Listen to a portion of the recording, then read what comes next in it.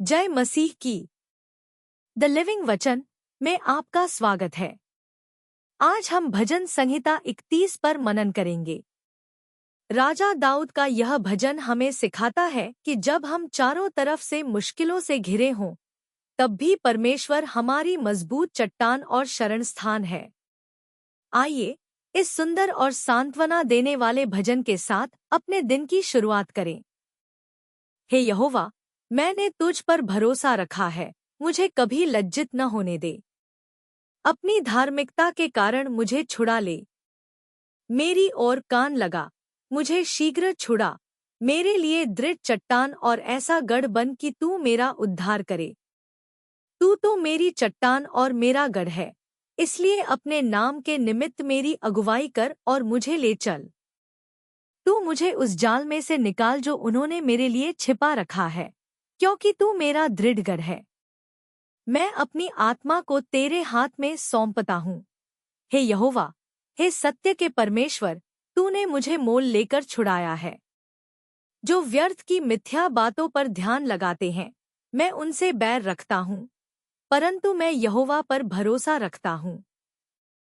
मैं तेरी करुणा के कारण मगन और आनंदित होऊंगा, क्योंकि तूने मेरे दुख को देखा है।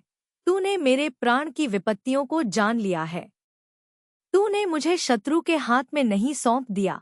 तूने मेरे पांवों को खुले स्थान में खड़ा किया है। हे यहोवा, मुझ पर अनुग्रह कर, क्योंकि मैं संकट में हूँ। दुख के मारे मेरी आंखें और मेरा प्राण और मेरी देह सब गल गई है। मेरा जीवन शोक से और मेरे वर्ष आहें भरने से बीतते हैं। मेरे अधर्म के कारण मेरा बल घट गया है और मेरी हड्डियां गल गई है। मैं अपने सब विरोधियों के कारण निंदा का पात्र और अपने पड़ोसियों के लिए डर का कारण बन गया हूँ। मेरे परिचित मुझे देखकर बाहर भागते हैं। मैं मरे हुए के समान मन से भुला दिया गया हूँ। मैं टूटे हुए पात्र के समान हो गया हूँ, क्योंकि मैं बहुतों की कानाफूसी सुनता हूँ। चारों ओर डर ही डर है। जब वे मेरे विरुद्ध मंत्रणा करते हैं, तब वे मेरा प्राण लेने का उपाय सोचते हैं। तो प्रिय भाइयों और बहनों, आज हमने देखा कि कैसे दाऊद ने अपने दुख प्रभु के सामने रखे। अभी इस भजन का एक और महत्वपूर्ण हिस्सा बाकी है, जहां हम प्रभु पर अटूट भरोसे के बारे में जानेंगे। कल इसी समय पाठ 2 देखना न भूलें।